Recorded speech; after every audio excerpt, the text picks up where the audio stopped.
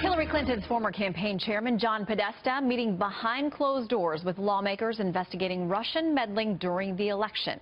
Afterwards, he came out and defended former President Obama about how he handled the information he had about Russian interference.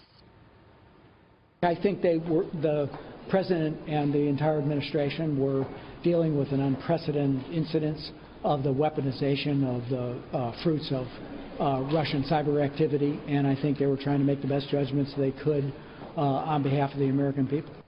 Earlier this morning, I spoke with Jay Sekulow, a member of the president's legal team. Listen. Joining us now, Jay Sekulow, Chief Counsel for the American Center for Law and Justice.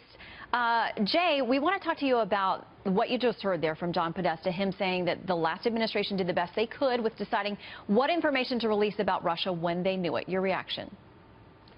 Well, I'll give you my reaction as one of the president's attorney first. Here's what you got. So President Obama knows all of this purported activities going on, right, and does nothing about it. Zero. Why does he do nothing about it? He does nothing about it because he thinks Hillary Clinton is going to be the president of the United States.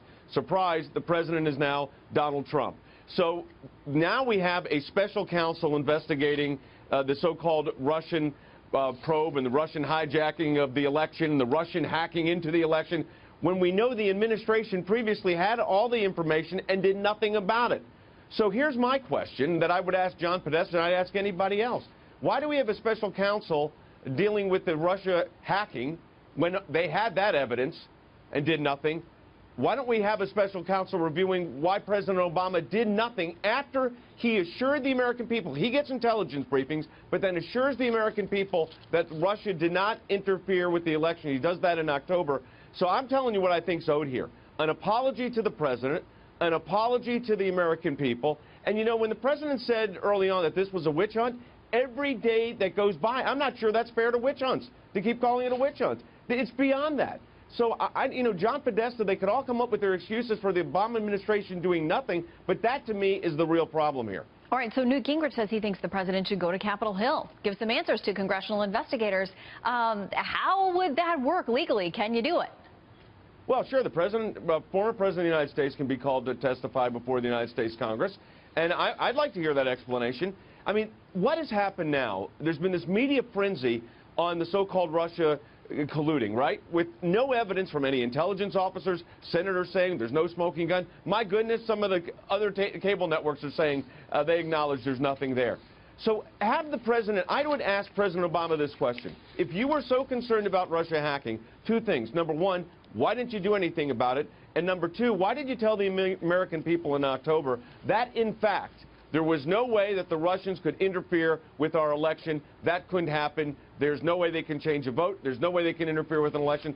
That's what he told the American people. I'd like to see him testify to that under oath. And while we're bringing people under oath, how about Loretta Lynch with her little investigation becoming matter? I'd like to see the explanation for that one, by the way. And as you know, the Senate Judiciary Committee, in a bipartisan request, I mean, this is including Democrats and Republicans, have sent a request to her asking for documentation and other people around her for more explanations about her role during the election last year.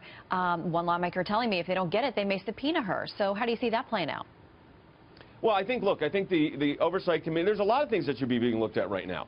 I mean, this whole process that we've now engaged in with the special counsel, with the multiple investigations, now look at where we are 11 months later.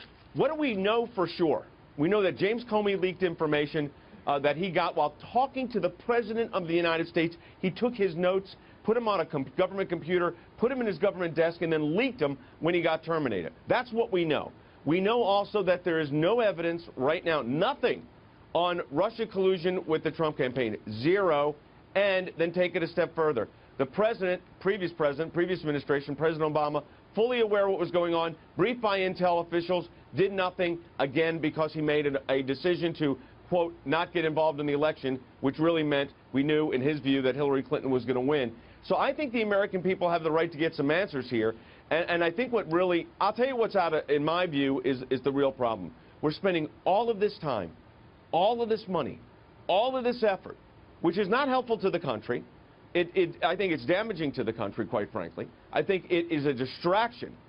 And I think it's unfair not only to the president, I think it's unfair to the American people. As I said, I think the president deserves an apology, and so do the rest of us, because this process, as it continues, is just it's bordering on the absurd. And we haven't even gotten into the conflicts of interest and who's on first and what's on second yet, because that's a whole nother issue to hit. But as it stands right now, this situation with the Russian intel and the hacking, I mean, I think the Obama administration has a lot to explain, They need to do it under oath. Well, and we know the deadline for Loretta Lynch, that bipartisan request, is next week. So we'll see what we get from that. In the meantime, Jay Sekulow, good to see you, sir. Thank you. Thank you, Shannon.